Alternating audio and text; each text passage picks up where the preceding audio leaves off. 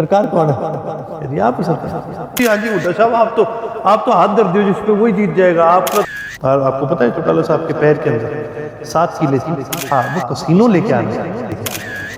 तो उस समय में 6-7 साल का था और मैंने डोर टू डोर करा था। शूटिंग का बहुत ज़्यादा शौक था। आज के पॉडकास्ट में हमारे साथ हैं रानिया के युवा विधायक और इंडियन नेशनल लोकदल के युवा नेता अर्जुन चौटाला। अर्जुन चौटाला किसी परिचय के मोहताज नहीं है, बच्चा बच्चा इनको पूरे हरियाणा का जानता है। लेकिन आज हम जानेंगे इनकी जीवन शैली, इनसे पॉलिटिकल नॉन पॉलिटिकल सभी तरह के सवाल करेंगे, इनकी जीवन शैली को जानेंगे। सबसे पहले अर्जुन जी आपका स्वागत है। आपकी स्कूलिंग कहाँ हुई? स्कूलिंग जी वैसे तो सही मायने में अगर आप मानो तो मेरी शिमला हुई है, परंतु साल में डबल भी पढ़ा हूँ सेंट जेवियर्स में, जब बिल्कुल छोटे थे। फिर जब दादाजी लीडर ऑफ अपोजिशन थे तो उस समय चंडीगढ़ में मेरा एडमिशन हुआ था। दूसरी कक्षा में हॉस्टल में चले गए थे। कर्नल ब्राउन कैम्ब्रिज स्कूल नामक एक बड़ा मशहूर और बड़ा पुराना हॉस्टल है देहरादून में, तो वहाँ 2 साल लगाए। तो हमारी दादी का मन नहीं लगा करता था, तो उन्होंने बोला भाई पोतों को वापस बुलाओ, तो हम वापस आ गए। फिर 2-3 साल चंडीगढ़ स्कूलिंग करी और फिर फाइनली जो मेन स्कूल है स्कूलिंग है यानी मिडिल स्कूल और सीनियर स्कूल जहाँ से पास आउट हो, वो बिशप कॉटन स्कूल था शिमला में, जो कि एशिया का सबसे पुराना प्राइवेट स्कूल भी है। तो स्कूलिंग की कोई घटना, कोई रैगिंग हुई हो? उन स्कूलों में तो रैगिंग बहुत होती थी। देखो जी, हम रैगिंग नहीं मानते, वो पुराने स्कूल होते थे। पुराने स्कूल में जी थोड़ा सा स्टाइल है। हाँ, तो एक डिसिप्लिन बनाने का स्टाइल होता है, बाकी कभी रैगिंग की नहीं है। और कि कभी कोई ऐसी घटना नहीं हुई। रही बात स्कूल की घटनाएं, तो यूँ है जी, बचपन हमारा भी वैसे ही बचपन ये किया है जैसे किसी का भी जाएगा। कोई कमी नहीं है घटनाओं की, वो सारी हमने वो चीज़ें करी हैं जो आम बच्चे करते हैं। और हाँ, क्लास से बंक मारा हो? वो बहुत मारा है जी। तो बंक मार के पिक्चर देखने जाते थे? नहीं, आपको हैरानी होगी, मैं बंक मार के लाइब्रेरी जाता था। हाँ, मेरा क्या है जी, मेरा हिस्ट्री का बड़ा शौक था जी। और मेरे लिए ये था कि भी जितना ज़्यादा हो सके, क्योंकि मेरा मानना था भी इतिहास जो है वो मनुष्य की असली कहानी दर्शाता है। नॉर्मली तो क्या होता है, स्कूल में बच्चे हिस्ट्री से बड़ा कतराते हैं कि वो यार हिस्ट्री करनी पड़ेगी, बड़ा लंबा लिखना पड़ता है, रट्टा मारना पड़ता है। लेकिन मेरे लिए जी हिस्ट्री बड़ा इंटरेस्टिंग था। तो आप मानोगे नहीं कि 90% जो मैंने बंक मारी है क्लास, वो मैं लाइब्रेरी में गया हूँ। हाँ, बंक मार के पिक्चर देखने भी गए हैं, पर मेजॉरिटी मेरा टाइम जो है वो वहाँ निकला। इस उम्र में लैक ऑफ नॉलेज, हाँ, वो उसके पीछे ये लाइब्रेरी है। लैक ऑफ नॉलेज की तो नहीं कहूँगा मैं, पर एक हमेशा से ना एक जुनून सा रहा कि जितना ज़्यादा हो सके चीज़ों को जानूँ। मैं जी जब छोटा होते हुए बहुत महान हस्तियों की मैंने किताबें पढ़ी जी। क्योंकि वही बात, टाइम लाइब्रेरी में बहुत लगाया मैंने। हाँ, तो एक ना मेरे को 2 लोगों की मेरे को बात ना बहुत ही ज़्यादा उस टाइम जो है प्रभावित हुआ 2 लोगों की बातों से। एक एल्बर्ट आइंस्टाइन की बात थी। तो उसने एक बात कही थी कि भाई अगर आप किसी कमरे में बैठे हो और अगर आप उस कमरे के अंदर सबसे समझदार इंसान आप हो, यानी सबसे समझदार व्यक्ति अगर आप हो, तो आपको वो कमरा छोड़ देना चाहिए। और दूसरा था सोक्रेटिस, एक बहुत बड़ा फिलोसोफर रहा है ग्रीस का, इतिहास के द्वारा ही मैंने उनके बारे में पढ़ा। तो उन्होंने एक बात कही कि भाई true wisdom is in knowing that you know nothing at all, कि असली ज्ञानी वही है जिसको इस बात का ज्ञान हो कि भाई तुझे कोई ज्ञान नहीं है। तो ये इस बात से जी मैं बहुत प्रभावित हुआ कि बहुत बार मैं लोगों को देखता हूँ जो कि भाई आधा ज्ञान होगा लेकिन भाई वो पूरा दिखाएंगे कि भाई मेरे से बड़ा ज्ञानी नहीं है। मेरे ख्याल से जी ज्ञान, शिक्षा, पढ़ाई एक ऐसी चीज़ है जिसका कोई अंत नहीं है। आपको हर रोज़ सीखता है और जितना आपको मिलेगा आपको उतना लेना चाहिए, ना कि किसी से बहस करो कह रहे नहीं आपको नहीं पता, मुझे पता है, मैंने फलाना ये वो। नहीं, मेरा मानना है जी, अगर आपको सही ज्ञान मिलता है, सही सोर्स से मिलता है और उससे अगर आपको ये पता चल जाए भी आपका ज्ञान गलत है, तो इसको एक्सेप्ट करो। और ज्ञान तो जी एक ऐसी चीज़ है भगवान के प्रसाद की तरह, जितना मिले उतना अच्छा है, जितना हो सके लो। आपके शौक क्या रहे, हॉबी क्या रहे? मेरी जी स्कूल टाइम के अंदर तो ज़्यादातर शौक, क्योंकि हमारी टीवी नहीं था हॉस्टल में, आपको पता है जी टीवी नहीं होता, संडे का एक दिन मिलता था। और वो संडे के एक दिन भी क्या है कि जो जूनियर क्लास वाले बच्चे हैं, क्योंकि हॉस्टल का माहौल आपको कैसे पता है, सीनियर सारे वो टीवी तो उनके पास कब्जे में रहता था, तो टीवी का हमें कभी टाइम ही नहीं मिलता था। तो ज़्यादातर या तो हम स्पोर्ट्स में लगे रहते थे या फिर जैसे कि मैंने आपको बताया लाइब्रेरी का। गेम कौन सी पसंद थी? गेम सर मैंने स्कूल में हम सारे गेम्स खेलते थे, लेकिन दिल से 2 गेम्स पर मैंने हमेशा ज़्यादा फोकस करा, और वैसे भी ओवरऑल भी मैंने फोकस उन्हीं पे करा। एक तो थी राइफल शूटिंग। मेरी बुआ जो है वो नेशनल प्लेयर रही है, मेरे पिताजी का निशाना बहुत अच्छा है। घर के अंदर मेरे जो बड़े ब्रदर हैं वो भी बहुत अच्छे शूटर हैं, तो हम दोनों भाइयों ने राइफल शूटिंग पे बहुत फोकस करा। तो कहीं चैंपियनशिप के लिए गए? दोनों भाई, आप मानोगे नहीं, दोनों भाई 15-15 की एज में हिमाचल की ओपन की टीम में हमने पार्टिसिपेट करा था नेशनल्स के अंदर, और हमारी 11th रैंक आई। तो जो टॉप 10 होते हैं वो स्क्वाड के अंदर जाते हैं, तो उस समय हिमाचल की 11th रैंक आई थी, और उस टीम के अंदर एक सब इंस्पेक्टर थे 26 साल के, और एक 16 साल का लड़का था और एक 15 साल का लड़का था, मैं और करण भाई साहब थे। तो शूटिंग का बहुत ज़्यादा शौक़ था। दूसरा बास्केटबॉल का बहुत था जी, मेरे को एज ए स्पोर्ट बहुत पसंद था। उसके अंदर भी स्कूल टीम के अंदर था, ऑल इंडिया लेवल तक हम खेले। अफजल खान एक बड़ा मशहूर टूर्नामेंट है जो दून स्कूल देहरादून में होता है, हमने उसमें पार्टिसिपेट करा था। विनबम्बी एक बहुत ही बड़ा टूर्नामेंट होता है बास्केटबॉल का, ये वुडस्टॉक के अंदर होता है मसूरी में, हमने उसके अंदर भी पार्टिसिपेट करा था, और तमाम और चीज़ों में पार्टिसिपेट करते थे। एक मेरे को डिबेटिंग का बहुत शौक़ था, तो डिबेटिंग में भी ऑल इंडिया लेवल पर श्री राम स्कूल के अंदर डिबेट्स हुए थे। हमारे स्कूल के अंदर एक बड़ा प्रसिद्ध टूर्नामेंट होता था आपका, श्री राम कॉलेज के अंदर मॉडल यूनाइटेड नेशंस हुए थे। तो इन सब के अंदर हम लगातार पार्टिसिपेट करते रहते थे, डिबेटिंग भी लगातार हमारी चलती रहती थी। आपने खेल की बात की, तो आज भी समय मिले, राजनीति में बड़े मसरूफ है आप, आज भी समय मिले तो शूटिंग का या फुटबॉल का खेलते हैं? देखिए जी, शूटिंग के लिए इतना टाइम नहीं मिल पाता क्योंकि समय कम होता है, पर अभी भी यूँ है कि अगर मेरे को कभी टाइम मिले तो मैं ट्रैकिंग बहुत करता हूँ, और मेरे को अभी भी शौक़ है ट्रैकिंग का, कैंपिंग का। मेरे को हाँ, मेरे को कभी भी सोलो या ग्रुप के अंदर? दोनों ही। हाँ, दोनों ही चीज़ें जी अपनी अपनी जगह है। सोलो मैं अवॉइड करता हूँ जी, ग्रुप के साथ हमेशा जाहिर सी बात है कंपनी होती है, सेफ्टी भी रहती है, तो इसका बहुत शौक़ है। तो अभी भी कोशिश मेरी यही रहती है कि अगर 2-4 दिन 5 दिन मेरे को कहीं मिल जाए तो ज़्यादातर मैं ट्रैकिंग की तरफ या फिर कहीं कैंपिंग के लिए या कहीं ऑफ रोडिंग के लिए मैं निकल जाता हूँ। आपने डिबेट की बात की, तो डिबेट में पक्ष और विपक्ष 2 होते हैं, मुझे लगता है आप तो विपक्ष चुनते होंगे ज़्यादा।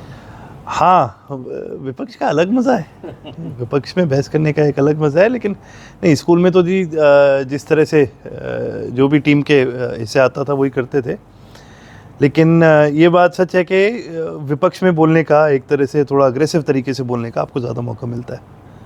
स्कूलिंग करते करते राजनीति में प्रवेश किया, परिवार पे कैसी आई 2013 के अंदर कि जिम्मेवारी आपकी ज़्यादा बढ़ गई, तब से ही पार्टी को संभालना शुरू किया?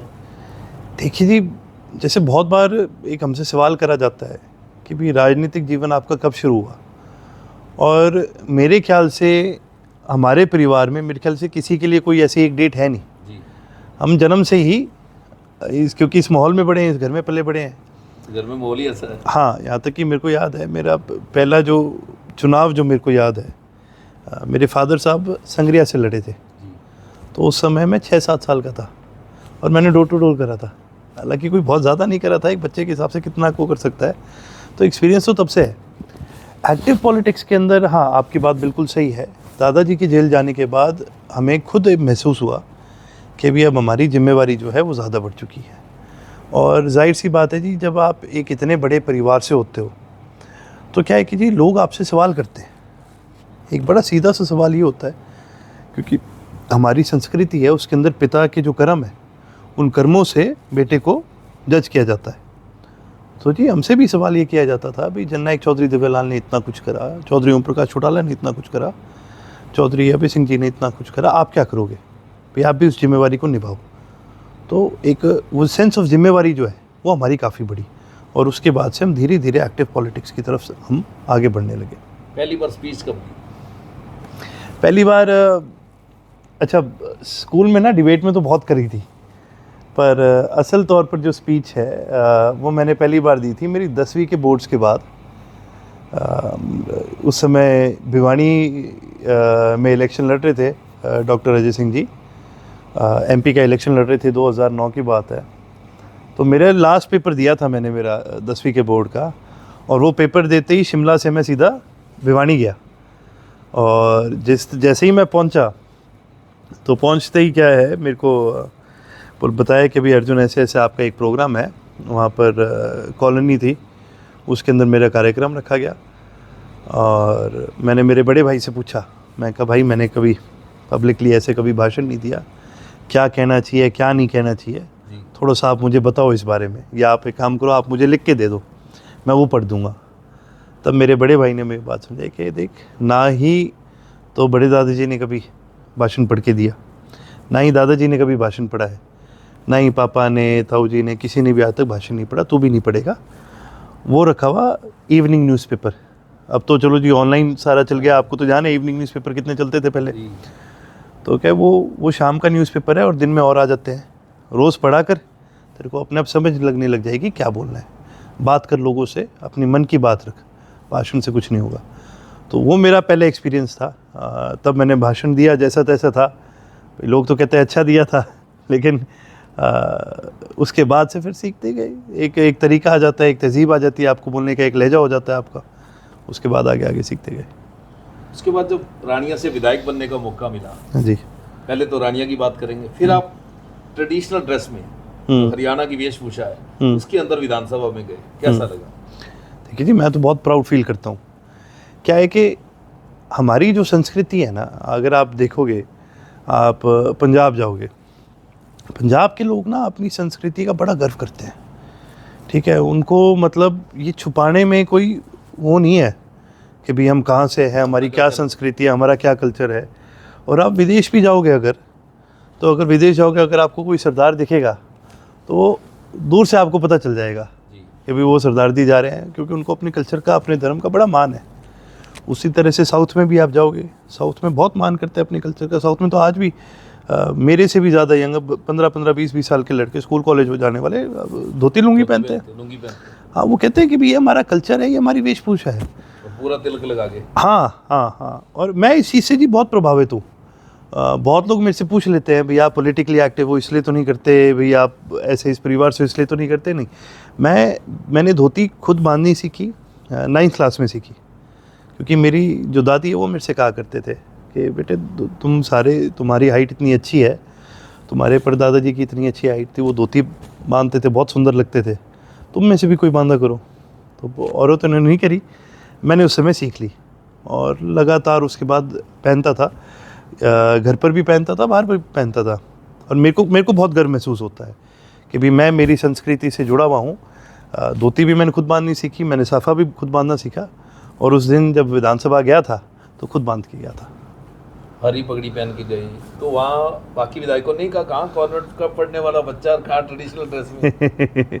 नहीं जी, मेरे ख्याल से जो भी इस परिवार को जानता है उसको ये पता है कि भाई चाहे हम सारी दुनिया घूमें, चाहे हम दुनिया का सबसे अच्छा हमारे एजुकेशन हो, चाहे कुछ भी हो, लेकिन हमारा जो दिल है वो आके हरियाणा के अंदर ही बसता है। पढ़ लिया हमने, कॉन्वेंट देख लीजिए दुनिया, लेकिन जब तक हरियाणा के लिए कुछ ना कर सके, फिर उस पढ़ाई का, उस दुनियादारी का कोई फ़ायदा नहीं है। हरियाणा की राजनीति की बात करूँ तो सबसे पहले मैं सरकार पे आता हूँ। 100 दिन के बाद इन्होंने अपना एक श्वेत पत्र जारी किया, अब तो 8-9 महीने हो गए। आप सरकार के कार्यकाल को कैसे देखते हैं? देखिए, क्योंकि आप मौके पे विधायक हैं, आप ज़्यादा जानते हैं। देखिए जी, जहाँ तक ये 8-9 महीने की बात है, देखिए सरकार के कार्यकाल में ना ही तो मुझे कुछ नया दिखा और ना ही कोई ऐसा कदम दिखा सरकार ने जो उठाए हो जिसकी वजह से कोई अलग से लोगों को कोई फ़ायदा मिले। जो जिस प्रकार से पुरानी बीजेपी चलती आ रही थी वही सेम चीज़ चलती आ रही है। और ये तो आप ये मान कर के चलिए कि प्रदेश के अंदर एक बहुत बड़ा बदलाव आना था। बदलाव क्यों नहीं आ सका, उन कारणों पे चलो हम और भी कभी चर्चा करेंगे, लेकिन आपको भी दिखा, सबको दिख रहा था प्रदेश के अंदर बदलाव आएगा। और जब वो बदलाव नहीं हो पाया तो अब क्या है कि पक्ष और विपक्ष दोनों ही हैरान से बैठे हैं। वो विपक्ष वाले तो सोच रहे हैं यार हमें वहाँ बैठा होना था, और पक्ष वाले सोच रहे हैं यार सूत आगे वरना तुम वहाँ सामने बैठे होते हैं। तो दोनों आमने सामने देखे हैरान से रहते हैं कि भाई तुम्हारी आली तुम्हारे साथ क्या बनी है। नहीं, जिस तरह से लॉ एंड ऑर्डर की पोजीशन है, 300 ठेके ऐसे हैं जिनकी नीलामी तक नहीं हो सकी, सरकार के मौजूदा विधायकों को धरना देना पड़ रहा है। देखिए जी, ये कोई नई चीज़ नहीं है। ये चीज़ बीजेपी के कार्यकाल में, जैसे कि मैंने आपको कहा, ये सरकार बदलनी थी और यही सारे कारण हैं। सिर्फ मैं इसके अंदर सिर्फ लॉ एंड ऑर्डर नहीं मानता। लॉ एंड ऑर्डर हालांकि एक बहुत बड़ा मैटर है। आप ये देखिए कि हर एस्पेक्ट पे जहाँ पर भी हम सरकार को जज करते हैं, जहाँ पर भी हम भी आप कोई एक मायना रखते हो ना कि भी अगर तूने ये कर दिया तो मैं मानूंगा कि सक्षम है, अगर ये कर दिया तो मैं मानूंगा सक्षम है। तो जितने भी ये मायने रखते हो जिससे हम जज कर सकें भाई ये सरकार ठीक है कि गलत है, हर चीज़ में ये सरकार फेल हुई है। आप ये देखिए जी, जब हम हरियाणा के बारे में बात करते हैं, आप कहीं जाओगे, आप अपने बॉस से मिलते होगे, अपने चैनल के जो बॉस हैं आपके या वो है उनसे मिलते होगे, तो आप बताते होगे जब कि हम हरियाणा से है, तो वो कहते होंगे ना यार किसानों का प्रदेश है हरियाणा तो, लेकिन यहाँ किसान तो लाइन में खड़े हैं, यूरिया खाद भी नहीं मिल रही। ठीक है, हम जब बात करते हैं भाई हरियाणा के किसान खुशहाल है, हरी भरी धरती की बात करते हैं, तो आपको पता है पानी की कितनी आज हमें दिक्कत है। जब हम बात करते हैं भाई हरियाणा वो प्रदेश है जिसकी संस्कृति इतनी मजबूत है, बहन बेटियों की रक्षा होती है, वहाँ जब लॉ एंड ऑर्डर की बात करते हैं तो बड़ी हैरानी होती है इस चीज़ की। और यही सेम चीज़ जो मैं आपको बता रहा हूँ कि लोगों ने एक उम्मीद करी थी कि भाई सरकार चेंज होगी और ये जो सिचुएशन है ये इम्प्रूव होगी, लेकिन वो इम्प्रूव होते हुए नहीं दिख रही, वो सिचुएशन और ख़राब होते हुए दिख रही है। और इसका सबसे बड़ा कारण है कि आज ऐसे ऐसे लोग तो विधायक बन गए हैं जो शायद से सरपंच भी ना बन पाते। ठीक है, अब अगर ऐसे इंसान को आप विधायक बनाओगे, वो कहाँ से लोगों के काम करेगा। देखिए जी, एक बड़ी सोचने वाली चीज़ है भाई, काम भी वो ही करा सकता है जिसको काम कराने की समझ हो, जिसको ये पता हो मैंने क्या कराना है क्या नहीं कराना, जो लोगों के बीच में जाता है, जो लोगों के बीच बैठता है, जो सुनता है, समझता है। अगर कोई इंसान केवल और केवल पार्टी के बलबूते पे एक टिकट लेके अगर चुनाव जीत जाता है, तो देखो जी, ना तो उसने वोट मांगे, ना उसको समझ के काम कैसे करानी है, और फिर वो क्या करेगा, वो ले दे के वो धरने पर ही बैठेगा। नहीं, मौके पे बारडा के विधायक बैठे, रामकुमार गौतम जी ने इससे पहले कहा कि ना एमपी की चलती है ना विधायक की, अनिल विज जी कह रहे हैं मुख्यमंत्री डोले से नहीं उतरते, क्योंकि अपने लोग ही जिस तरह की बातें कर रहे हैं। यही तो मैं कह रहा हूँ ना कि जी, इनकी जो सिचुएशन है आज के दिन स्टेट के अंदर, वो इस प्रकार से बनी हुई है कि ये क्या है कि बिना, जैसे एक कार्टून नहीं दिखते, बिना सर के अगर मुर्गा हो तो वो कैसे फड़फड़ा के भागता है, तो इस तरह से हाल है सरकार के। क्या है कि कोई भी मंत्री किसी, खैर मंत्री की भी नहीं चलती, ये तो गौतम जी कह रहे हैं कि भी एमपी की एमएलए की नहीं चलती, मैं तो कह रहा हूँ मंत्रियों की भी नहीं चलती। ये सरकार टोटल एक पपेट सरकार है। इसके अंदर केवल और केवल ब्यूरोक्रेसी हावी है और केवल सेंटर हावी है। ये हरियाणा की सरकार नहीं है, गवर्नमेंट ऑफ हरियाणा नहीं है, ये government of Amit Shah, government of Narendra Modi है। जो ऊपर से इनको एक डायरेक्शन आता है, इनके अफसरों का आता है, ये वही करते हैं, ना ही इनका कोई तो खुद तो इन्होंने कुछ करना ही नहीं है। भाई लोगों ने तो इनको जिताना ही नहीं था ना, ये तो तुक्के से पहुंच गए, इनको कोई लेना देना थोड़ी है लोगों से, ना इन्होंने वोट मांगे ना लोगों ने इनको वोट देने थे। अर्जुन जी, आपने बदलाव की बात कही, तो सारे सर्वे, सारे पोल ये कह रहे थे कांग्रेस आ रही है, कांग्रेस आ रही है। आपको क्या लगता है कांग्रेस क्यों नहीं आ पाई? देखिए जी, इसके अंदर मैं आपके साथ एक चीज़ के अंदर डिसएग्री करूंगा जी। उसके अंदर ये है कि जब ये कहा गया भाई सारे सर्वे, सारे पोल कह रहे हैं कांग्रेस आ रही है, तो भाई मेरे समझ में नहीं आता कि भाई इन्होंने, और कांग्रेस से मैं पूछ लूँगा भाई ये तुमने सर्वे कराए कहाँ से? क्योंकि जी हमने जितने कराए, हमें ये साफ पता चल रहा था कि भी हंग असेंबली के हालात बन रहे हैं। जब आप परसेंटेज पे जाते हो, तो हमने यही प्रेडिक्ट करा था, दोनों 40% लेके जाएंगे। चुनाव समय का भी था ये, मैंने आपको बोला था 40 पे मरेंगे दोनों, बिल्कुल। और ये बात सच निकली, क्योंकि जी हम लगातार हम सर्वेज के साथ हम अपनी रिपोर्टिंग करके, हर राजनीतिक संगठन करता है। अब किस प्रकार से इनके दिमाग में ये बात आ गई, क्या है जी कि बहुत बार लोग एक बात को नहीं समझ पाते कि भी वोट देने वाले ना दो प्रकार के लोग होते हैं। एक वो होता है जो खुल के चिल्ला के बोलता है कि भी मैं यहाँ वोट गिरूंगा, और एक होता है जो बिल्कुल चुपचाप अपना साइलेंट वोट, एक बाजनिया वोट है और एक शांत वोट है। तो जो बाजनिया वोट है, जब वो कांग्रेस कहने लग गया तो सब लोगों ने एज्यूम करा है कि भाई सारा प्रदेश ही कांग्रेस को देगा। और वहीं दूसरी तरफ क्या हुआ, लोगों ने एक मन बना रखा था कि भाई हम कांग्रेस को देना चाहते हैं, इसमें कोई शक नहीं है। लोग बीजेपी से तंग आ रखे थे, लोगों ने एक मन में बात बिठा ली थी कि यार बदलाव चाहिए हमें जी। लेकिन हुआ क्या, कांग्रेस का जो रवैया है, कांग्रेस के नेताओं का, कांग्रेस के वर्करों का, कांग्रेस के लोगों का, जो इनके कैंडिडेट थे, इनका रवैया इतना गलत होने लग गया लोगों के साथ। ये सरकार बनी नहीं, उससे पहले ऐसे बातें कहने लगे, लोगों को धमकाने लगे, तेरे को देख लूँगा, तेरे साथ ये कर दूंगा, तू फलाना है, ये वो, पहले आने लग ये पहली चीज़ें आने लगी। तो लोगों ने बोला कि भाई साहब बदलाव बदलो तो ठीक है, हम तो बदलाव चाह रहे थे, ये तो रण काटने की बात करें। अब आम आदमी क्यों कोई ऐसी सरकार चाहेगा? देखिए जी, सरकार का काम होता है लोगों की सेवा करना। जब सरकार में जो लोग लड़ रहे हैं चुनाव, जब वो कहने लग जाए तेरी रण काट दूंगा जीत के, तो फिर ये कौन सहन करेगा इसको? ये वो ज़माना नहीं रहा कि आप किसी को जैसे मर्जी आंखें दिखा दो और आप जैसे मर्जी अपने काम करवा लो। ये नहीं रहा, आपको लोगों के साथ मिलकर के चलना पड़ता है। तो शैलजा की चुप्पी या हुड्डा साहब का ओवर कॉन्फिडेंस, क्या कारण मानते हैं? ये दोनों ही बड़े कारण थे। यही तो रवैया हो गया भाई, उनको लगने लग गया भी तुम्हारी सरकार आ गई, उन्होंने खुद अपने लीडरों को दरकिनार खुद बांटी है, 72 टिकटें हुड्डा साहब ने खुद बांटी। वो तो हम तो बता ही रहे, हमने तो पहले दिन से बोला है, उन्होंने तो बी टीम का काम करा है, उन्होंने तो केवल और केवल बीजेपी को जिताने का काम करा है। वरना ऐसे ऐसे लोगों को टिकट, आप यूँ मानोगे नहीं जी कि कई बार क्या होता है, हम हैरान हो जाते थे जब कांग्रेस की लिस्ट आती थी ना, तो कई बार देख के हम भी यूँ कहते थे कि ये कांग्रेस वालों ने खुद के पैर पे कुल्हाड़ी मार दी जी, कि ऐसे ऐसे लोगों को टिकट दिए जो हमें दिख रहा था, जो लोगों को दिख रहा था किसी भी हाल में नहीं जीत सकते। तो इसके अंदर जी एक बहुत बड़ी चीज़ आपको देखने वाली होगी, भूपेंद्र सिंह हुड्डा जी की उम्र हो गई है जी, और उम्र के साथ साथ ना आदमी ग्राउंड से हट जाता है, ग्राउंड के साथ जो उसका एक वो लगा हुआ है वो हट जाता है, वो आउट ऑफ टच हो जाता है, वो ऐसे लोगों से घिर जाता है जो केवल उनकी वाहवाही करने वाले लोग होते हैं। और अपनी वाहवाही के चक्कर में और अपने बेटे को आगे बड़ा पद दिलाने के चक्कर में, अपने मुख्यमंत्री पद के चक्कर में, पार्टी पे अपना कब्जा करने के चक्कर में, इन सारे चक्करों में इन्होंने उसी अपनी पार्टी का जो है वो गला घोटने का काम कर दिया। कहते हैं जो पार्टी ने सर्वे करवाया था उसमें से था भी 16 टिकटें जो है सिटिंग एमएलए को नहीं मिलेंगी, या कुछ जातिगत जो है समीकरण थे, काफ़ी जो इनके अपने सर्वे थे, लेकिन उसके बाद फिर कोई ऐसा दबाव पड़ा कि सारे सबको टिकट देनी पड़ गई सिटिंग को, फिर टिकटें गलत पड़ी। भाई साहब मैं आपको एक चीज़ बतानी चाहूँगा, आपने चुनाव तो बहुत कवर करे होंगे जी, और मेरे ख्याल आपने डोर टू डोर भी कवर करे होंगे, नेताओं के कवर करे होंगे जी। तो जब नेता किसी के घर जाता है और वोट की अपील करता है तो अगले घर वाले क्या कहते हैं? ज़्यादातर यही कहते हैं ना, हाँ जी आपको देंगे, आगे जी बढ़िया है बढ़िया, थारा ही आ, यही कहेंगे, ठीक है। तो अगर नेता सारा गांव घूम के चल जाए तो लगभग मेरे को लगता है 100 में से 90-95 घर यही बोल के भेजेंगे जी आपको दे दिया हमने वोट। तो जी पार्टी अगर खुद ही सर्वे करा रही है, ठीक है, तो उनको जवाब तो वही मिलेंगे जो वो सुनना चाहते हैं। सर्वे होते हैं इंडिपेंडेंट एजेंसीज के, और यूँ है जी कांग्रेस अब एक बहाना मारे 100 बहाना मारे, ठीक है। क्या होता है कि जी अगर आपने एक इंडिपेंडेंट एजेंसी से सर्वे करवाते हो ना तो बात वही निकल के आएगी।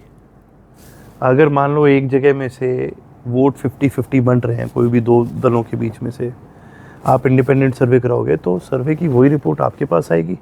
मैं किसी कंपनी से कराऊंगा तो वही रिपोर्ट शायद से कोई 19-20 का फर्क होएगा, ग्राउंड की रिपोर्ट तो वही आनी है। तो वही मैं आपको बात बोल रहा हूँ, ये अपने ही उसके अंदर बने रहेंगे ना कि जी हुड्डा साहब ने बोला इसको देंगे जीत जाएंगे, वो साथ वाले बोलने लगे हाँ जी हुड्डा साहब आप तो हाथ धर दो जिस पे वही जीत जाएगा, आपका तो सोने वाला हाथ है, आप जिस पे धर दो वो सोना बन जाएगा। बना लिया फिर इन्होंने सोना, मंगाए थे इन्होंने, रथ मंगाया था, घोड़े मंगाए थे, भागे थे।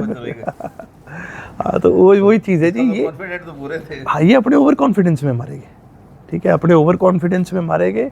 और उससे भी ज़्यादा जो मेरा मानना है कि देखिए जी इंसान जो है ना हमेशा मेहनत करता है, या तो अपने लिए करता है, अपने उसके लिए करता है या किसी और के लिए करता है। जब तक इंसान संगठन के लिए काम करता है वो संगठन आगे बढ़ता है। जब इंसान उस संगठन को छोड़ करके अपने लालच के लिए काम करता है तो वो उसी संगठन का गला घोटने का काम करता है। और यही आज कांग्रेस के हालात हो गए।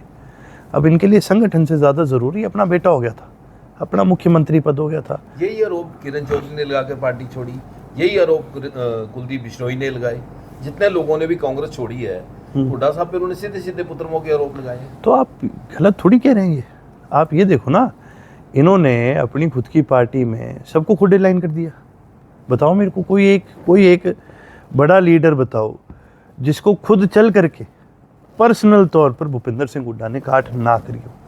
कोई एक सिंगल लीडर बता दियो मेरे को। फिर पुत्र के लिए रास्ता साफ करना था। हाँ, उसके लिए रास्ता साफ करना था। कोई भी बड़ा लीडर आया, अच्छा खुद के समाज से कोई भी बड़ा लीडर उभर के आया, उसकी काट करना, दूसरे समाज से कोई भी आया उसकी काट करना। देखिए जी, कांग्रेस के बारे में एक चीज़ कही जाती थी, कांग्रेस के बारे में कहा जाता था कि कांग्रेस सबकी पार्टी है। नहीं मतलब सबकी, मतलब हर सोच के आदमी की है जी। कि जिसका कहीं कुछ नहीं है उसका कांग्रेस में कुछ ना कुछ है। लेकिन उन्होंने उसको भी ख़त्म करने का काम करा, उस पार्टी को भी केवल और केवल अपनी पर्सनल पार्टी बना के छोड़ दिया उन्होंने। आज भी आप देख लो, जहाँ से जिस इलाके से ये जीतते हैं वो केवल और केवल इनके इलाके, इनके आदमी। क्षेत्रवाद की बात है। बिल्कुल प्योर क्षेत्रवाद। आपका राजनीति में रोल मॉडल कौन?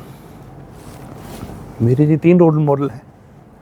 जननायक चौधरी देवीलाल, चौधरी ओम प्रकाश चौटाला, चौधरी अभय सिंह जी। और इसका कारण है कि कोई बोले जी आपके तो परदादा हैं इसलिए, आपके दादा हैं इसलिए, आपके पिता हैं इसलिए, वो एक अलग चीज़ है। वो सार्वजनिक जीवन में रोल मॉडल हो सकते हैं, लेकिन राजनीतिक जीवन का एक बड़ा कारण है कि जननायक चौधरी देवीलाल जी का समय तो मैं नहीं बिता पाया, बहुत छोटा था जब उनका देहांत हो गया। मैं दूसरी कक्षा में था जब उनका देहांत हो गया था, तो मैं ज़्यादा उनसे कभी मिल नहीं पाया। लेकिन मैंने उनका जीवन पढ़ा, मैंने और लोगों से सुना, उनके साथियों से समझा। और मेरी दादी, मेरे गांव में जो हमारे दादा हैं, और सबसे जितना हो सके, जितना मेरी कैपेसिटी थी, मैंने उनके बारे में जानने की कोशिश करी। और मैंने एक चीज़ समझी कि जननायक चौधरी देवीलाल एक ऐसे इंसान थे जिन्होंने हमेशा संघर्ष की राह चुनी। उनको पता था भाई ये राह मुश्किल है, फिर भी वो राह चुनी। और जननायक चौधरी देवीलाल ने हमेशा कमज़ोर की लड़ाई लड़ी। और मेरे को बड़ा गर्व होता है इस बात का कि जब सही की लड़ाई लड़ने की बारी आई तो जननायक चौधरी देवीलाल उन नेताओं में से थे, उन लोगों, उन महानायकों में से थे इस देश दुनिया के, जिन्होंने एग्जाम्पल सेट करा। जब मुदाहरा आंदोलन चला था तो लोग बड़े चोई साहब के ऊपर ये आरोप लगा देते थे, अरे ये खुद बड़ा जमींदार है, ये मुजाहरों की बात करता है। तो जननायक चौधरी देवीलाल ने अपनी सारी ज़मीन जो है वो दान कर दी थी। थोड़े से टुकड़े छोड़े थे अपने बच्चों के लिए और कि भाई उनका गुजारा चल जाए, बाकी उन्होंने अपनी सारी की सारी ज़मीन जो है। कहते हैं जब विनोबा भावे ने भूदान आंदोलन चलाया था उस समय बड़ी भूमि दान की थी। बहुत भूमि दान की थी। तो वो जननायक चौधरी देवीलाल वो इंसान थे जो करके दिखाते थे। और हमेशा जो छोटा है, जो कमज़ोर है, जिसकी शायद कोई जिसके बारे में बात ना करे, जिसके बारे में सोचे ना, उसकी लड़ाई लड़ते थे और डट के लड़ते थे। तो जी ये चीज़ से मैं बहुत ज़्यादा प्रभावित हूँ। जो संघर्ष उन्होंने किया है वो कोई नहीं कर सकता। आपने उनके साथियों से, परिवार से, गांव वालों से उनके किस्से सुने। बहुत। आप बहुत छोटे थे लेकिन फिर भी कोई किस्सा याद है अपने साथ जुड़ा हुआ? डांट पड़ी भी है मेरे को उनसे एक बार। नहीं, जब हम छोटे होते थे जी तो बड़े चोई साहब का जब भी चंडीगढ़ चक्कर लगता था, क्योंकि हम स्कूल में चंडीगढ़ वहाँ ज़्यादा पढ़ते थे, तो मेरे याद है जी बड़े दादी हमेशा धूप में बैठे होते थे और उन्होंने धूप में बैठना। और सर्दियों के टाइम में खास करके जब हम स्कूल से वापस आ रहे होते थे तो वो एक बड़ा सा लॉन होता था सीएम हाउस में पीछे की साइड, तो वहाँ पर वो बढ़िया धूप सेकते थे, हम आके मिल के जाते थे। तो हालांकि एज काफ़ी हो गई थी पर हमें देख के बड़ा हंसते थे, उनको बड़ी खुशी थी भाई मेरे पड़पोते जो हैं वो खेल रहे हैं। और मेरी याद है एक बार होली का टाइम था और मैं, होली में बच्चे कैसे होते हैं जी, मैं छोटा ही था उस टाइम, 4-5 साल का था और पूरा गंदा हो रखा था बहुत। और अपने जी खेलते ही पक्के रंग के बिना तो काम नहीं चलता, तो पूरा पक्का रंग वगैरह हो रखा था। और बड़े चोई साहब अखबार पढ़ रहे थे और मैं उनकी जो साइड में जो मेज उधर पानी पड़ा था, पानी पीने के लिए गया था, वो मेरे से पानी गिर गया और मेरे हाथों के ऊपर से पानी गया तो वो सारा रंग लग गया और सारे एक बार पे रंग लग गया था। तो तब मेरे को थोड़ी डांट भी पड़ी थी बड़े दादी से। तो ये दो किस्से मैं कभी भी नहीं भूल सकता, हमेशा याद रहेंगे। इस बात का गर्व है जो देवीलाल के बच्चे हैं? मैं जी इससे ज़्यादा और किस बात का गर्व हो जी। देखिए सबसे बड़ा इस बात का गर्व नहीं है कि बड़े चोई साहब उप प्रधानमंत्री बने, गर्व इस बात का है कि हमें वो सोच मिली, हमने उस इंसान को जाना, उस सोच को जाना, ये इन सारी चीज़ें के पीछे क्या कारण थे, शोषित लोगों की लड़ाई कैसे लड़नी है और किस, मतलब आप, बहुत लोग मेरे से पूछते हैं कि जननायक चौधरी देवीलाल की विचारधारा क्या थी। और ये सच्ची में जी कि ये जब हम किसी को बताते हैं किस तरह से उन्होंने अपना राजनीतिक जीवन लड़ा, किस तरह से उन्होंने लड़ाई लड़ी, तब उसको समझ में आता है। बड़े चोई साहब ने कभी राइट की और लेफ्ट की राजनीति नहीं करी, उन्होंने हमेशा शोषित आदमी की लड़ाई जो है उसको लड़ने का काम करा है, और सारी उम्र लड़े हैं, सारी उम्र लड़े हैं, डे 1 से लेके अपने जीवन के आखिरी पड़ाव तक उन्होंने सिर्फ लड़ाई करी और संघर्ष करा है। तो जी मेरे ख्याल इससे ज़्यादा और कोई गर्व नहीं हो सकता। बड़े साहब के साथ तो थोड़ा टाइम मिला, चौटाला साहब के साथ जुड़ी कोई यादें, कुछ किस्से? हाँ, दादाजी के साथ काफ़ी हैं जी, बचपन की भी हैं और बड़े होने की भी। और जैसे कि कोई बात आपने पूछा कि रोल मॉडल किसे मानते हैं, और मैंने दादाजी का भी जिक्र करा। दादाजी को इसलिए मानता हूँ क्योंकि उन्होंने अपने जीवन में जो संघर्ष करना कैसे होता है जी, हमने उनसे वो सीखा कि भी एक इंसान के ऊपर मेरी दादी माँ बताते हैं कि जब दादाजी छोटे थे तो उनके जो दादा हैं चौधरी लेखराम जी जो हैं मेरे लड़दादा, तो वो मेरे दादाजी को एक बात कहा करते थे। वो हमेशा कहते थे कि ओम तेरे जो पैर में दिक्कत है, क्योंकि चौटाला साहब के पोलियो था, तो कहते थे ओम तेरे पोलियो है, तेरे पैर कमज़ोर हैं, पर इसको तूने कमज़ोरी नहीं बढ़ने देना, तू बड़े लोगों के साथ उठा बैठा कर भाई, जितना तेरा शरीर कमज़ोर है उतना ही अपने दिमाग को तेज़ कर जी, बहुत बढ़िया। उतना अपने आप को मजबूत कर। और वो हमेशा उनको ये बात कहते थे ओम तूने हमेशा बड़े लोगों के साथ उठना बैठना है, यानी अपनी उम्र से बड़े लोगों के साथ, ताकि ज्ञान ज़्यादा मिले। और वो मेरे दादाजी ने उस बात को पूरा माना। जब जननायक चौधरी देवीलाल भाई प्रदेश का, देश की राजनीति के अंदर संघर्ष कर रहे थे, तो मेरे दादाजी ने इस घर को चलाने का काम करा। सबसे पहले कि जननायक चौधरी देवीलाल जी के परिवार को अगर किसी ने पाला है तो वो चौधरी ओम प्रकाश चौटाला ने पाला है, और उसके बाद उनके राजनीतिक जीवन में उनके साथ संघर्ष करा। और फिर चौधरी देवीलाल जी के संगठन को अगर किसी ने संभाला है तो वो चौधरी ओम प्रकाश चौटाला जी ने संभाला। जिस प्रकार से उन्होंने जननायक चौधरी देवीलाल की रीढ़ की, मैं कहता हूँ कि जी बेटा अगर किसी का हो तो चौधरी ओम प्रकाश चौटाला जैसा।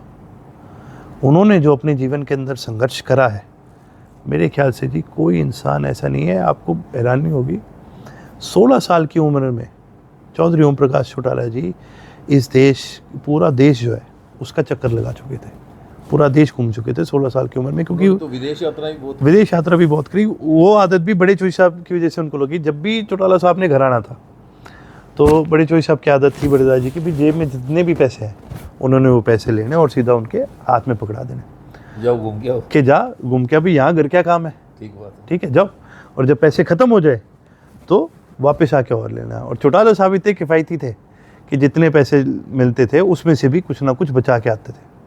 और फिर आगे आने वाले समय में जब चौटाला साहब ने काम संभाला, तब जननायक चौधरी देवीलाल जब घर आते थे तो उस समय चौटाला साहब कहते थे कि जी आपको जितना धन चाहिए, आपको जो चाहिए आप मेरे जिम्मे करो, आप इस प्रदेश की, देश की राजनीति संभालो। तब उन्होंने संभालने का काम करा, बाद में संगठन को संभालने का काम करा, फिर प्रदेश को संभालने का काम करा।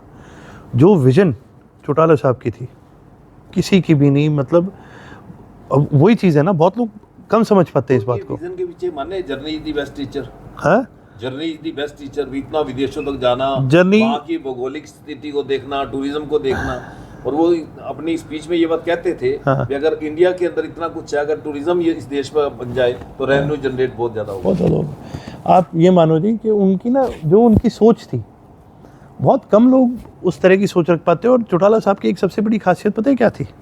कभी क्रेडिट नहीं लेते थे। एक बहुत बड़ी एक ये सोचने वाली बात है, उनको कभी इस बात से फ़र्क पड़ता ही नहीं था कि भी क्रेडिट मुझे मिल रहा है कि नहीं मिल रहा है। यहाँ तक कि कभी कोई कह जाता था कि जी फलाना आदमी है वो गलत लग गया नौकरी पे, या ये फलाना हो गया, या ये गलत हो गया, किसी गलत आदमी का काम हो गया, तो हमेशा कहते थे कि यार हमें और क्या करना है, हमने लोगों के काम ही तो करने हैं भाई। कोई गलत आदमी का अगर सही काम भी हो जाए तो क्या फ़र्क पड़ता है, तेरे को अगर मेरे से कोई मदद चाहिए तो मुझे बताओ, तुम किसी और का क्यों रोक रहे हो काम? जी बिल्कुल, ठीक है, करो तो सबकी मदद करो। यहाँ तक कि गुड़गांव के पीछे की कहानी आपको पता होगी। गुड़गांव का जो राइज है वो केवल और केवल श्रेय अगर किसी को जाता है तो वो चौधरी ओम प्रकाश चौटाला जी को जाता है। चौटाला साहब उस समय मुख्यमंत्री थे और सिंगापुर गए थे। और वही बात जैसे कि आपने सबसे पहले पूछी भाई धोती और पगड़ी, क्योंकि चौटाला साहब को भी अपनी संस्कृति में बड़ा गर्व था। वो उसी में जाते थे, उसी में, ठीक है, कोई उनको बोल दे तो वो कहते थे भाई ये मेरा गौरव है, ये मेरी संस्कृति है। हमारे क्या है जी, अपने क्या है, लोग ना कई बार जिस तरह से आपने कपड़े पहने हैं, जिस तरह से आपने वो करे, लोग आपको बड़ा गलत जज करते हैं जी। कोई कुर्ते में खंडके में होगा तो हम सोचेंगे ले देहात का है, पता नहीं होगा, इंग्लिश नहीं आती होगी। और इस बात से क्या है कि बड़े चौधरी साहब भी बहुत चिढ़ते थे चौटाला साहब भी चिढ़ते थे, मैं भी बहुत चिढ़ता हूँ, ठीक है। अगर सिर्फ इस बात से कि किसी ने धोती पहनी है, किसी ने पगड़ी पहनी है, ठीक है, और आप यूँ कहने लग जाओ कि वो देहाती होगा या ऑर्थोडॉक्स होगा या इसको ज्ञान नहीं होगा, वो गलत है। ज्ञान किसी को भी हो सकता है। महात्मा गांधी से ज़्यादा देसी आदमी तो नहीं होगा, बैरिस्टर थे। इंसान किस तरह से अपना जीवन निकालता है वो उसकी मर्ज़ी है। और उस समय भी चौटाला साहब जब सिंगापुर गए थे तो जिस कंपनी से वो मिले, तो कंपनी का जो CEO था, तो उसको बड़ा हुआ कि यार ये बड़ा देसी सा आदमी है और ये जानना चाह रहे हैं हमारी कंपनी के बारे में और ये सारी चीज़ें, फिर क्या करोगे आप इस जानकारी का। चौटाला साहब उसकी भावना समझ गए। तो राजीव सिंह जी थे उनके साथ, उन्होंने पूछा, राजीव जी आप ये सारा बना सकते हो? कहते जी बना तो हम देंगे, कोई ऐसी दिक्कत वाली बात नहीं है जी, लेकिन हमारे प्रदेश में पॉलिसी नहीं है ऐसी कोई भी। कहते कोई बात नहीं, आप उसकी चिंता ना करो। और दादाजी आ गए वहाँ से वापस, उनको लेकर के वापस इंडिया आए, उसी दिन की फ़्लाइट कराई। और जब वापस आए तो उन्होंने डिस्कस करा कि भी किस तरह से, क्योंकि साइबर अब देखा था उन्होंने, तो ये साइबर अब तो आपने सुना होगा नाम, तो सिंगापुर में था ओरिजिनल, 2 एकड़ में बना हुआ था वहाँ पर। तो वहाँ पर आके उन्होंने पूछा कि राजीव जी ये अपने बनाओगे? कहते जी तो हम 2 का नहीं, हम 4 का भी बना सकते हैं, लेकिन हमारे स्टेट में क्या पॉलिसी नहीं है कोई भी ऐसी जो ये चीज़ अलाउ करे या इसके लिए लाइसेंस दे। तो उन्होंने फिर अपने कैबिनेट की मीटिंग बुलाई, अपने ऑफिसर्स को बुलाया, ऑफिसर्स ने बोल दिया जी पॉलिसी नहीं है सर। तो चौटाला साहब ने पूछा भाई ये पॉलिसी कौन बनाता है? तो कहते जी सरकार बनाती है। क्या सरकार कौन है? सरकार कौन है? कहते जी आप सरकार। तो सर ने बोला कि भाई बनाओ इसको, ये पॉलिसी बनाओ। और उसके बाद पॉलिसी बनी। पूरे गुड़गांव के अंदर डेवलपमेंट की जो पॉलिसीज़ हैं, जिसकी वजह से आज गुड़गांव बना है, वो उस रात को वो पॉलिसी बनी थी। ये उनका विज़न था। ये उनका विज़न था। और उनका यही था कि भाई मेरे को इससे बड़ी चीज़ चाहिए। साइबर अब बना। और आपको एक मज़े की बात बताता हूँ, वो जो CEO था जिसकी जिम्मेवारी लगाई थी चौटाला साहब का टूर कराना है, वो बाद में आके गुड़गांव वाले साइबर हब में CEO बना था। और उस समय उद्घाटन पर चौटाला साहब गए थे, तब वो मिला था उनसे, तब उसने बड़ा अपनी हैरानी दर्शाई की थी, मुझे उम्मीद नहीं थी। और भी आपको बताता हूँ, चौटाला साहब का एक विजन था, क्योंकि देखो हरियाणा 3 तरफ से दिल्ली को घेरता है, तो देश की राजधानी है। उनका एक विजन ये भी था कि डिज्नीलैंड है। और उन्होंने यहाँ तक ही कंपनी से बात भी कर ली थी, जो वर्ल्ड डिज्नी जो कंपनी है, लोना विस्ता उनकी पेरेंट कंपनी है, उनके साथ बात चली थी, टॉक्स चली थी। वो इन प्रिंसिपल अग्री कर गए थे। जगह जो फाइनलाइज करी गई थी वो करी गई थी आपकी अरावली के आसपास का जो एरिया, जो गुड़गांव का, जहाँ पर आपके जंगल वगैरह हैं सारे, रायपुर रानी वगैरह। हाँ नहीं गुड़गांव। हाँ आप चंडीगढ़ की बात करो, मैं गुड़गांव की बात कर रहा हूँ। ये जो पहाड़ी रास्ता आता है, घाटा गांव है और ये सारा इलाका है उधर, वो जंगली और पहाड़ी इलाका है सारा अरावली का, वो एरिया सेलेक्ट हुआ। पर उस समय कांग्रेस को इस बात से बड़ी आपत्ति थी कि भाई अगर ये इतना बड़ा प्रोजेक्ट आ गया, इतना कुछ हो गया, फिर तो लोग तुम्हें तो भूल ही जाएंगे। तो उस समय उन्होंने बड़े प्रोटेस्ट वगैरह करे, कोई इन्वायरमेंट के इश्यूज़ आए, तो ये प्रोजेक्ट ड्रॉप हो गया। और दूसरा एक और बहुत बड़ा प्रोजेक्ट जो चौधरी ओम प्रकाश चौटाला जी ने उस समय सोचा था, जिस प्रकार से आज के दिन गोवा में कसिनो है ना, लॉटरी बंद करके वो कसिनो लाना चाहते थे। वो लॉटरी बंद करके उस प्रकार थी 2003। हाँ, वो कसिनो लेके आना चाहते थे। तो उस समय भी सरकार ने साथ नहीं दिया। अब आप खुद सोचो, साइबर अब तो आपने देख ही लिया, अब सोचो डिज्नीलैंड भी होता और कसिनो भी होते तो गुड़गांव जैसी जगह की क्या आमदनी होती है। और वो देखिए जो कसिनो की जो आमदनी होती है, उसका डायरेक्ट जो बेनिफिट है, 50% जो बेनिफिट है वो सरकार को जाता है, वो स्टेट को जाता है। टैक्स फ्री स्टेट भी हो जाता है। टैक्स फ्री स्टेट भी हो जाता है। बहुत यहाँ कसिनो होते हैं वो स्टेट टैक्स फ्री हो जाता है। हाँ, वही बात उनकी जनरेट होता है। हाँ, चौटाला साहब के मतलब बहुत दूर थे, जहाँ पर आपकी और मेरी सोच शायद खत्म होगी ना, वहाँ चौटाला साहब की शुरू होती थी। और उसका कारण है क्या है कि जब हम कहीं घूमने जाते हैं, मान लो आप गए, मैं गए, तो हम क्या करेंगे, हम जाएंगे, हम बोलेंगे यार यहाँ खाने पीने की कौन सी अच्छी जगह बताओ, ठीक है। हम बोलेंगे भाई यहाँ कोई क्लब है, कोई देखने वाला, कोई मॉल है देखने वाला, वो दिखाओ। चौटाला साहब की क्या आदत होती थी, जब भी बाहर जाते थे तो उन्होंने एक अपनी कोई गाड़ी बुक करा लेनी, या कोई जानकार है कोई, वो अपनी गाड़ी ले आए जो भी है, तो वो कहते थे भी ड्राइवर मेरे को ऐसा दो जिसको यहाँ का सारी नॉलेज हो, गाइड का भी काम करे। तो दादाजी ने आगे बैठ जाना, साथ में वो ड्राइवर भी ने बैठ जाना, एक पीछे उनका केयरटेकर होता था और एक पीछे एक लड़का बैठा होता था जो नोट बनाता था डायरी में, ठीक है। या तो चौटाला साहब खुद लिखते थे डायरी में, या फिर वो किसी से नोट बनवाते थे। और फिर उसको कहते थे गाइड को कि भाई अब मेरे को उन सारी जगहों पे लेके जाओ जो ये से एक तो जो सिर्फ इस देश में पाई जाती है और कहीं नहीं, दूसरा मेरे को ये दिखाओ कि भाई इस देश की इकोनॉमी है ये कैसे चलती है। क्या बात। अगर भाई ये कृषि प्रधान प्रदेश है तो भी किस चीज़ की खेती होती है मुझे दिखाओ। अगर यहाँ फैक्ट्रियाँ हैं तो किस चीज़ की फैक्ट्रियाँ दिखाओ। अगर यहाँ सर्विस सेक्टर है या टूरिज़्म है या फिर आईटी है तो क्या है, मुझे भी ये सारी चीज़ें दिखाओ। भाई ये आपका देश चलता कैसे है, यहाँ लोग कैसे रहते हैं, यहाँ लोग कैसे पढ़ते हैं, यहाँ पर मेडिकल फैसिलिटी क्या है, यहाँ पर एजुकेशन सिस्टम क्या है, वो सारा कुछ देख के आते थे। और किसी भी देश में मेरे को लगता है 3 या 4 दिन से ज़्यादा नहीं लगाते थे। जब सारा देख लिया तो उसके बाद पैकअप चलो भी आगे। और वो 185 से ज़्यादा देश चौधरी ओम प्रकाश चौटाला जी अपने जीवन में घूम चुके थे। और उन देशों का सारा विवरण उन्होंने अपनी डायरी में दिया है। अपनी डायरी में दिया है। चौटाला साहब का धारा प्रवाह बोलना, हाँ, उसकी अगर बात करें हाँ। इतना धारा प्रवाह कैसे बोलते थे? देखिए जी, ज्ञान चौटाला साहब को जो नॉलेज थी, ठीक है, आप मानोगे नहीं जी, उनको चाणक्य का पूरा ज्ञान था, महाभारत का, मैकियावेली के उदाहरण देते थे। हाँ, मैकियावेली के देते थे। जितने पढ़े लिखे चौधरी ओम प्रकाश चौटाला जी हैं, शायद ही कोई हरियाणा के इतिहास में कोई ऐसा, कभी 2 चीज़ें हैं भाई, या तो जिसके पास में डिग्री होगी आप उसको पढ़ा लिखा मानोगे। हमारे कहावत है जी, घणे पढ़े ना हो अच्छो, घणो कडेड़ो अच्छो हुआ। चौटाला साहब खड़े हुए थे, उन्होंने दुनिया देखी, दुनिया समझी। उन्होंने ना केवल मैकियावेली की किताबें पढ़ी हैं, पर किस प्रकार से मैकियावेली ने अपने एरिया के अंदर, इटली का है मैकियावेली, फ्लोरेंस नामक एक शहर का है, किस प्रकार से वहाँ की राजनीति उसने इन्फ्लुएंस करी, वहाँ जाके देख के भी आए हैं।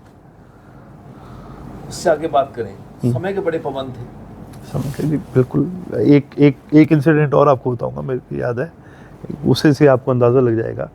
चौटाला साहब का ऑपरेशन हुआ था पैर का, और आपको पता है चौटाला साहब के पैर के अंदर 7 कीलें थी जब चलते थे। और कभी भी चौधरी ओम प्रकाश चौटाला जी ने कभी भी पेन किलर नहीं लिया। अच्छा। हाँ, एक पैर के अंदर 7 कीली थी। मैं आपको उसकी एक्सरे की फ़ोटोज़ दिखाऊंगा ज़रूर। और कभी भी उन्होंने पेन किलर नहीं लिया। तो उस समय जब ये ऑपरेशन हुआ था, जब ये कीलें लगाई हुई थी, तो डॉक्टर ने उनको कहा था, उनको उनका एक टाइम टेबल बांधा था कि जी इतने बजे आपने ये दवाई लेनी है, इतने बजे आपने ये लेनी है, इतने बजे आपने ये लेनी है। तो अगर हम में से कोई पहले दवाई उनके ले जाता था 10 मिनट पहले या 5 मिनट पहले, तो उसी समय वो घड़ी ना उल्टी बांधते थे, ऐसे ही देख के बता देते थे कि भाई भी 3 मिनट पड़े हैं, 3 मिनट बाद लेके आना। मतलब समय के बिल्कुल पक्के होते थे। हम सबको भी घड़ी पहनने की आदत जो है वो चौटाला साहब ने दी। अगर वो देख लेते थे भाई किसी के हाथ पे घड़ी नहीं है, तो हमेशा कहते थे ना भाई अपने समय का हिसाब रखो और समय के अपने पाबंद रहो। समय की पाबंदगी के साथ साथ बात करें याददाश्त की, हर वर्कर को नाम से बुलाना, याददाश्त बहुत तगड़ी थी। याददाश्त बहुत गजब की। वही मैं कह रहा हूँ जी, जो इंटेलिजेंस चौधरी ओम प्रकाश चौटाला जी की थी वो आपको नहीं दिखेगी किसी को। और उसका भी एक कारण है, वो उनके लिए जो वर्कर है वो वर्कर नहीं था, उनके परिवार का सदस्य था। जब किसी वर्कर के सुख में शामिल होते थे, उसकी खुशी में शामिल होते थे, तो चौटाला साहब को बहुत गर्व होता था। चौधरी अभय सिंह जी से क्या क्या सीखा? देखिए जी, सबसे बड़ी चीज़ ये चीज़ सीखी कि भाई एक लड़ाई कैसे लड़ी जाती है, ये सीखा। कोई भी लड़ाई बड़ी या छोटी नहीं होती, और कोई भी लड़ाई हो, कितनी भी विपरीत परिस्थिति हो, हंस करके कैसे उसका सामना किया जाता है, कैसे उस लड़ाई को लड़ा जाता है, ये चीज़ हमने चौधरी अभय सिंह जी से सीखी। क्योंकि चौधरी अभय सिंह जी ने इस संगठन को उस समय संभाला जब लोग अपने हाथ खड़े कर गए थे, जब लोग कहने लगे थे कि अब इस संगठन में कुछ भी नहीं बचा। और उस समय हमने देखा जी चौधरी अभय सिंह जी ने किस तरह से इस संगठन को संभालने का काम करा। हर विपरीत सिचुएशन के अंदर उन्होंने, जहाँ पर शायद से भी कोई भी अगर और इंसान हो, जब सारी सिचुएशन, सारी परिस्थिति उसके विपरीत चले जाती है, वो दब जाता है कहीं ना कहीं, वो प्रेशर में आ जाता है। लेकिन चौधरी अभय सिंह जी से हमने ये चीज़ सीखी कि भाई प्रेशर में आते नहीं है, प्रेशर कैसे विधायक होते पूरी विधानसभा को गुंजा के रखना। नहीं, बिल्कुल प्रेशर में आते नहीं है, कैसे अगले पे प्रेशर डाला जाता है जी, ये चीज़ हमने सीखी। तो यही चीज़ मैं आपको कह रहा हूँ जी, मतलब बचाव का दूसरा नाम आक्रमण। बिल्कुल। अब आप अभय सिंह जी की कमी तो आपको खली होगी विधानसभा में। देखिए, केवल मेरे को नहीं, पूरे प्रदेश को महसूस होती है। जब मैं विधानसभा जिस दिन गया, तो मेरी जिससे भी चर्चा होती थी, 2 ही बातें होती थी। एक, वो बधाई मेरे को मिलती थी कि जी आप विधायक बने, बड़ी अच्छी बात है, 4थी पीढ़ी आ जाइए विधानसभा में।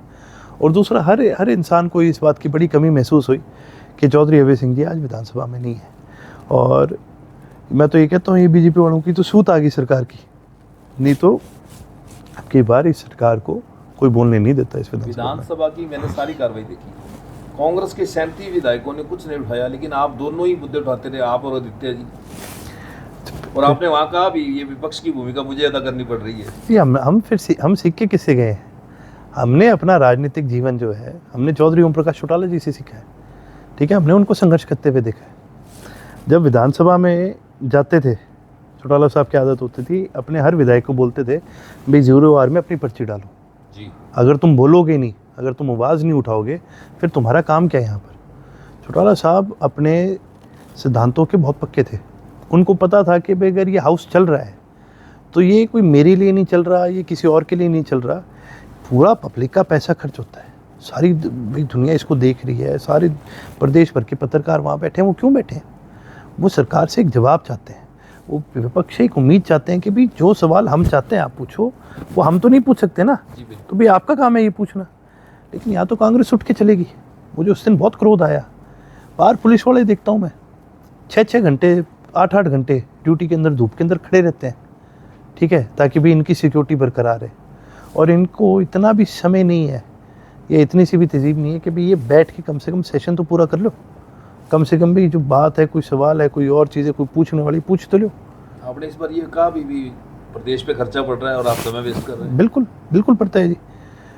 ये चीज़ इन लोगों को आज तक कभी शायद इसीलिए ये सत्ता में नहीं आ सकते दोबारा। एक बड़ा कारण है भाई, आपको पब्लिक के लिए जो चीज़ें, जो आपके ऊपर एक जिम्मेवारी दी गई है, आपको उसको निभाना तो पड़ेगा।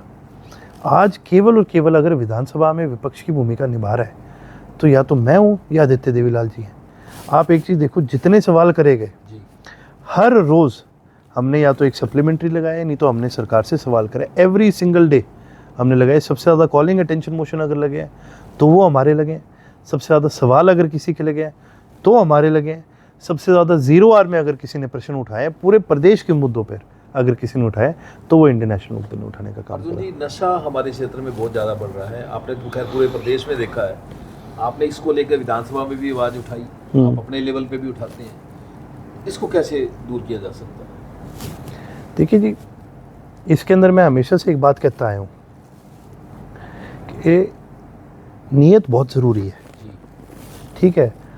आप ये अगर सोच के चलोगे कि भी किसी और का बच्चा है कि कोई और नशे में हो गया, तो कभी भी आप एक साफ मन की नीयत से उसकी मदद नहीं कर सकते। जब तक आप इस बात को नहीं अपनाते कि भी ये अपने बच्चे हैं, ये अपना प्रदेश है, ये अपना भविष्य है, जब तक आप इस बात को नहीं अपनाओगे आप उनकी मदद नहीं कर सकते।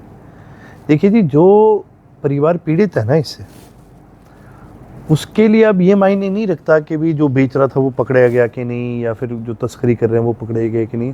उस परिवार के लिए ये मायने रखता है कि भी मेरा बेटा, मेरा बच्चा, ये जो भी है वो बचेगा कि नहीं। आपको पता है नशा, ये जो चिट्टा है, कितनी खतरनाक चीज़ है। और दुख इस बात का है कि उस बच्चे को बचाने के लिए हम कुछ नहीं कर रहे। भाई तुम तस्करों को नहीं रोक सकते, ना रोको, ठीक है। ये तो आज साफ जाहिर है जिस प्रकार से इस सरकार का रवैया रहा है लॉ एंड ऑर्डर पर, ये पैसे खाते हैं, ठीक है। तस्करी हो रही है, प्रदेश भर के अंदर हो रही है, पंजाब से आता है, राजस्थान से आता है, दिल्ली से आता है। यही सड़कें हैं जिन पे आप और मैं चलते हैं। तो ऐसा क्या है कि भाई कोई किसी ने हेलमेट नहीं पहना, वो तो मिनट में दिख जाएगा। किसी ने बेल्ट नहीं लगा रखी, वो 100 मीटर दूर से पुलिस देख के बता देगा भी इसने बेल्ट नहीं लगाई, स्पीड बता, ठीक है, स्पीड बता देगा। तस्करी हो रही है, ये इनको पता ही नहीं चल रहा कहाँ से हो रही है। तो देखिए जी, ये तो मिले हुए हैं। तस्करी नहीं रोक सकते, ना रोको। लेकिन मेरे को हैरानी इस बात की होती है और क्रोध इस बात का आता है कि यार जो हमारे बच्चे हैं इनको बचाने के लिए तो कुछ कर सकते हो। भाई नशा मुक्ति केंद्र है, और ये बात मैंने विधानसभा में भी कही, भाई कम से कम ढंग के नशा मुक्ति केंद्र तो लगा दो, कम से कम उनको ऑपरेट तो करो, कोई स्टैंडर्ड तो बनाओ। क्या करते हैं ये पूरे सिरसा में, आप मानोगे कितने बेड है नशा मुक्ति के लिए? टोटल पूरे सिरसा में 45 बेड हैं, जिसमें से आधे यूज़ भी नहीं होते। आप मेरे को ये बता रहे हो पूरे सिरसा के अंदर क्या 25 लड़के हैं, 25-30 लड़के हैं जिनको आज जरूरत है नशा मुक्ति की? हज़ारों में संख्या है। हमें कई 100 बेड की ज़रूरत है। हमें ये देखना आज के दिन बहुत ज़रूरी है कि ना केवल नशा को रोका जाए, लेकिन जो पीड़ित है, जो परिवार पीड़ित है, उन बच्चों को कैसे बचाया जाए। कुछ रैपिड सवाल है, खाने पीने के किस चीज़ के शौकीन? देखिए जी, वैसे तो क्योंकि दुनिया भर घूमे हैं, दुनिया भर में पड़े हैं, सब कुछ ट्राई करिए, लेकिन मन आके आखिरकार ना कड़ी पे आके जी टिकता है। हाँ, कढ़ी का और राबड़ी का बहुत शौक है घर का खाना, बिल्कुल। खुद बना लेते हैं? हाँ, खुद क्योंकि बना hostel लेते life हैं। रही है। हॉस्टल लाइफ रही है जी, कुछ बनवा लो आपसे, हमें कोई वो दिक्कत नहीं है। हाँ, खुद क्योंकि सिर्फ हॉस्टल की बात नहीं, हम बाहर विदेश भी जब पढ़ते थे तो खुद अकेले रहते थे, तो बाहर का आप कितना खा लोगे भी, घर की रोटी चटनी तो याद आती है। पसंदीदा फिल्म? सारी ठीक है। अब पहले होते थे कोई कभी कोई पसंदीदा फिल्म होगी, अब वैसे तो जी टाइम कम मिलता है, कम ही देखने को मिलता है, बाकी ठीक है, सारी अच्छी हैं जी। Favourite hero? क्योंकि आपके तो पारिवारिक संजय दत्त जैसे तो पारिवारिक रिश्ते रहे हैं, और बड़े मेरे ख्याल इंडस्ट्री के से लोग हैं जो अभय सिंह जी नहीं के रहे मित्र भी हैं। संजय दत्त जी है, मैं तो उन्हीं का स्टाइल ज़्यादा कॉपी करा है, मेरे हमेशा से पसंदीदा रहे हैं। अभिनेत्री? अभिनेत्री का कोई इतना कोई वैसे है नहीं, अच्छे एक्टर्स आए हैं बहुत सारे आए हैं, लेकिन कोई ऐसा इन पर्टिकुलर कोई ऐसा है नहीं। मैं बिल्कुल अगर पॉलिटिक्स में ना होते तो क्या होते? जैसे आपने कहा मैं तो राइफल शूटिंग का प्लेयर रहा हूँ, फुटबॉल का प्लेयर रहा हूँ। मेरा जी खेती में हमेशा बहुत इंटरेस्ट है, और मेरा ये मानना है कि वैज्ञानिक तरीके से खेती को आगे बहुत बढ़ाया जा सकता है। तो अगर फुल फ्लैज पॉलिटिक्स में ना होता, मैं 100% आपको खेती में कोई ना कोई एक्सपेरिमेंट करता दिख रहा होता। चौटाला साहब ने तो एक बार प्रयास भी किया था, यहाँ के किसानों को इजराइल भेजा था कि वहाँ ड्रिप इरिगेशन की खेती देख के आओ। बिल्कुल है, और आप मानोगे नहीं जी कि ना केवल वो टेक्नोलॉजी हम भारत लेके आए थे, उस समय मॉडल प्रोजेक्ट बने थे जो सरकार ने अपनी टेस्टिंग के अंदर करे थे, वो प्रोजेक्ट पास हुए थे। ये पाया गया कि 40% कम पानी लगता है उस खेती के अंदर, किसानों को फ़ायदा ज़्यादा है। लेकिन सरकार चेंज होगी, और वही बात जी, कांग्रेस और बीजेपी की सरकार है, वो प्रोजेक्ट आज भी खुड्डे लाइन पड़ा हुआ है। अगर ये सरकार चाहे तो किसानों का, और सबसे बड़ी चीज़ मैं आपको बताऊं, धान के अंदर 30 से 40% आपका पानी बचेगा। ये चीज़ चाहे तो सरकार ला सकती है, लेकिन कभी इम्प्लीमेंट ही नहीं करी। आपके रानिया क्षेत्र में ही O2 वियर थी, चौटाला साहब ने उसका वहाँ शिलान्यास भी किया, लेकिन वो कई कारणों से नहीं बन पाई, लेकिन उनका सपना था कि वहाँ टूरिज्म स्पॉट बने। हाँ, तो आप उस सपने को आगे बढ़ाएंगे? बिल्कुल बढ़ाऊंगा जी, मेरे को मौका लगे तो उसको ज़रूर बनाऊंगा, क्योंकि आज के दिन क्या है जी, आज पूरे प्रदेश के अंदर नहीं, आप खासकर कोविड के बाद आपने देखा है, लोग चाहते हैं बाहर जाना, अपने ऊपर पैसा भी खर्च करना चाहते हैं, घूमना भी चाहते हैं, सबका मन करता है। और सिरसा के अंदर आपने देखा है जी, आप OHM वगैरह के सामने से गए होगे, कितना टूरिज्म आता है। तो अगर एक O2 वियर को ढंग से डेवलप करा जाए, अच्छी झील को डेवलप करा जाए, कोई वाटर स्पोर्ट्स लाए जाए, कोई उसके अंदर बढ़िया सी बोटिंग लगाई जाए, कोई एक आधा कोई रेस्टोरेंट ठेके पे दे दो, कोई प्राइवेट बहुत होते हैं, तो कितना सुंदर और कितनी शानदार जगह बन सकती है। तो ये थे अर्जुन चौटाला। जिस तरह से उन्होंने चौटाला साहब से जुड़े किस्से सुनाए, चाहे देवीलाल जी से किस्से सुनाए, चौधरी अभय सिंह जी की बातें सुनाई, मुझे लगता है उनका एक पॉडकास्ट और पर्सनली और करना पड़ेगा, क्योंकि ये तो खुद ज्ञान का भंडार है। तो आपका बहुत बहुत शुक्रिया, बहुत बहुत शुक्रिया सर, समय देने के लिए। जरूर। आप हमारे पॉडकास्ट को देखते रहिए, लाइक करें, कमेंट करें, शेयर करें, और हमें अपने सुझाव दें अगली बार अर्जुन जी से हम क्या क्या सवाल करें।